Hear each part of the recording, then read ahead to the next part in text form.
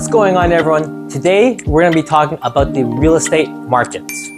So from April to March, sales have increased, and this also includes the prices. But if you compare it to the peak of last year, prices and sales have gone down still.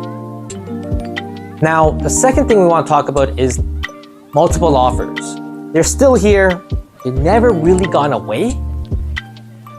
Agents are still underpricing their homes and creating multiple offer situation on offer nights.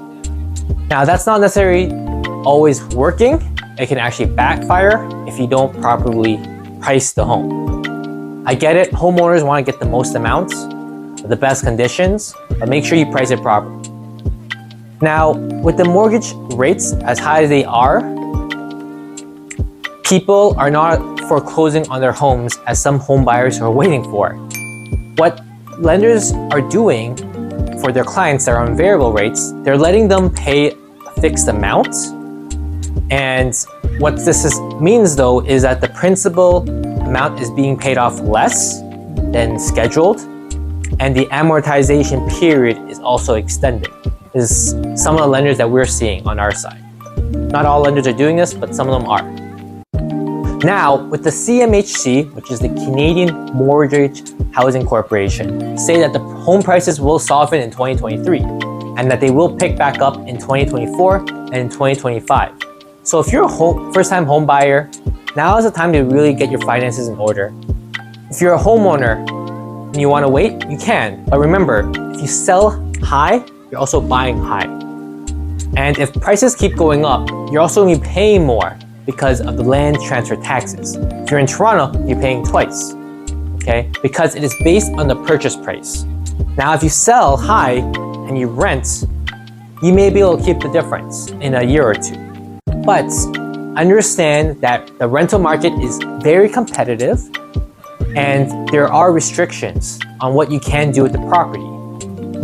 And the landlord can try to kick you out whenever they can. Of course, it's very difficult, but they can try. And you don't want that inconvenience. Now, bear in mind though, the CMHC did say that the home prices were going to crash by 18% before the pandemic started.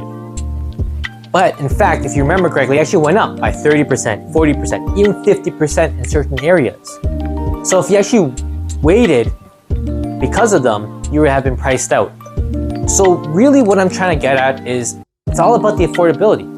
Speak with a lender, and if you need one, a credible one, let me know. I deal with lenders every single day. They'll be able to compare rates for you.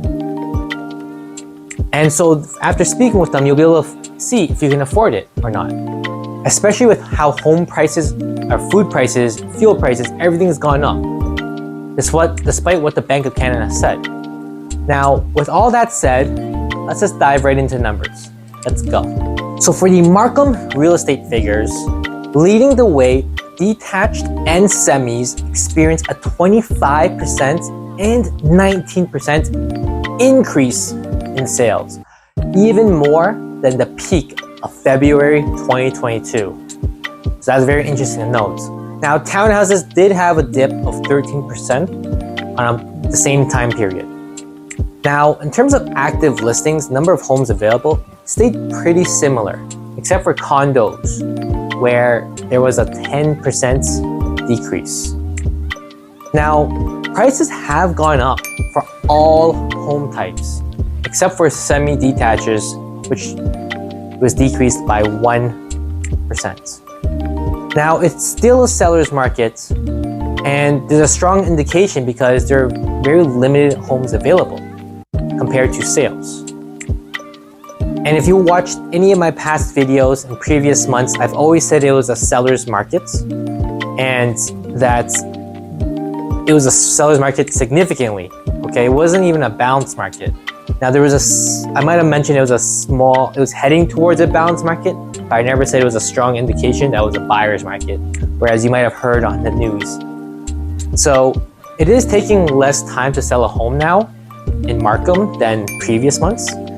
And it makes sense because it is a spring market. It's a spring market compared to winter market, and there are a lot of buyers that were waiting from last year and they're getting off the fence this year because they weren't too sure about the Bank of Canada's decision with interest rates.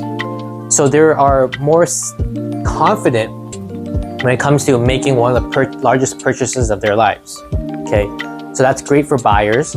And if you find this information useful, please hit the subscribe button, follow me, and if you have any questions, feel free to reach out at 647-931-2121 or send me an email at alex@alexfung.ca.